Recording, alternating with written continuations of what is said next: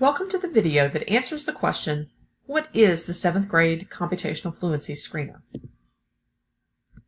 The 7th grade computational fluency screener is a diagnostic assessment that is tied to several previous grade levels prerequisite TEKS for computation. Since this assessment is given to every 7th grade math student at the beginning of the school year, it tests 6th grade computation skills and below. Skills that students entering grade 7 should have mastered. This paper and pencil assessment may be given to the whole class at once. It is important to note that there is no time limit for the computational fluency screener.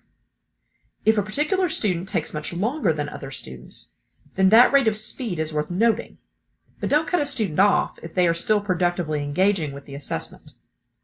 On the other hand, don't allow a student to sit frustrated for a lengthy amount of time, unable to answer any items. Use your professional judgment. The 7th grade computational fluency screener was built with the effects of multiple grade levels worth of instruction and practice in computation in mind. The map on the right of the screen denotes how 3rd grade TEKS at the bottom lead to 4th grade TEKS in yellow, which lead to 5th grade TEKS in green, and they in turn lead to both 6th and 7th grade TEKS. Therefore, the computational fluency for 7th grade tests multiple grade levels of TEKS, as you saw on the previous screen. The 7th grade computational fluency screener is 33 questions long and consists entirely of free response items, such as you see on the left-hand side of the screen. The assessment in its entirety is linked on the Math Personalized Learning site for you to print, copy, and staple for your classes.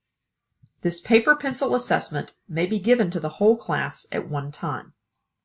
If a student needs more room to write than is provided, it is acceptable for scratch paper to be utilized.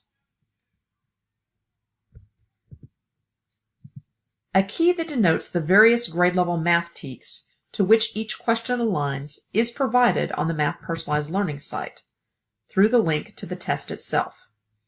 Note that the key not only contains TEKS alignments, but also breaks down which part of the TEKS is tested, such as multiplying a 3-digit number by a 2-digit number for item 19.